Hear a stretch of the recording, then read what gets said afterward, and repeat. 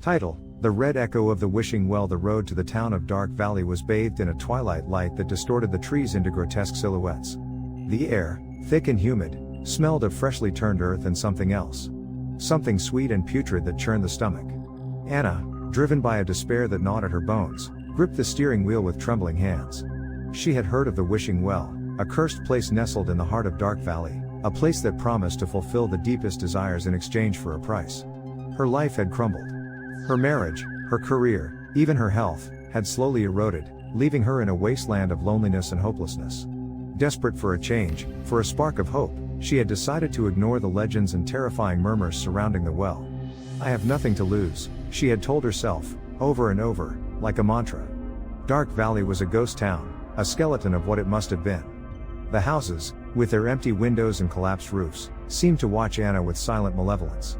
The streets, overgrown with weeds and dust, led her to the central square, where, surrounded by lush and sickly vegetation, stood the well. It was an ancient structure, built with dark stones covered in moss and vines. An aura of mystery and danger emanated from it, palpable as a physical presence.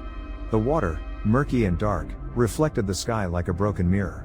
A sweet, metallic stench rose from its depths, making her wrinkle her nose. Anna approached cautiously, feeling an invisible force drawing her to the edge. A voice, soft as silk, emerged from the depths of the well. "Make a wish. I will grant it."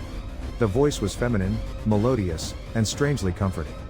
Anna, despite the fear gripping her heart, felt a surge of hope.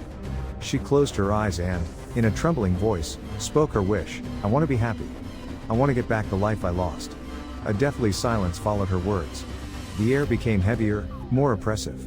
Suddenly, the water in the well began to bubble and churn.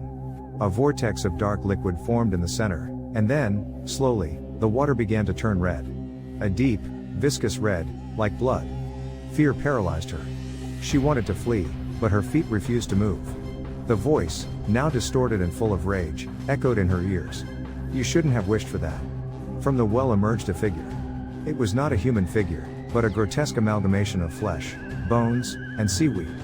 Its face, barely sketched, was covered in eyes that glowed with a malignant light. It extended a skeletal hand towards Anna, and from its fingers sprouted thorny vines that coiled around her ankles. Anna screamed, a cry of terror that was lost in the silence of the town. She felt herself being dragged towards the edge of the well, towards the creature's thirsty jaws. She struggled with all her strength, but it was useless. The creature's strength was supernatural. As she was dragged, she saw the town come to life. The houses came alive, the windows opened like curious eyes, and spectral figures emerged from the shadows, watching her with a mixture of pity and satisfaction. They were the spirits of those who, like her, had succumbed to the promise of the well. She fell into the icy water, feeling the red liquid flood her lungs. The creature dragged her into the depths, where the darkness was absolute and the silence deafening. She saw, in the last moments of her life, the faces of those who had been deceived by the well, tormented and desperate faces, trapped in an eternal nightmare. Her wish had been fulfilled, halfway. She had recovered her life. But now it was a life of eternal suffering, a life of servitude to the well, feeding the despair of future unsuspecting people who dared to approach its depths. Over time, the red water returned to its dark, murky color. The creature plunged back into the depths, patiently waiting for its next victim. The town returned to its ghostly silence, and the Wishing Well continued to whisper its promise, luring the desperate with the promise of happiness, in exchange for a price they could never afford to pay. And if you listened carefully, you could hear the echo of a stifled scream, a scream that resonated from the depths of the well, a reminder that some wishes are better left buried. The wind whispered through the ruins of Dark Valley, a warning to those who seek easy solutions to their problems. The Wishing Well always demands its price, and that price is your soul.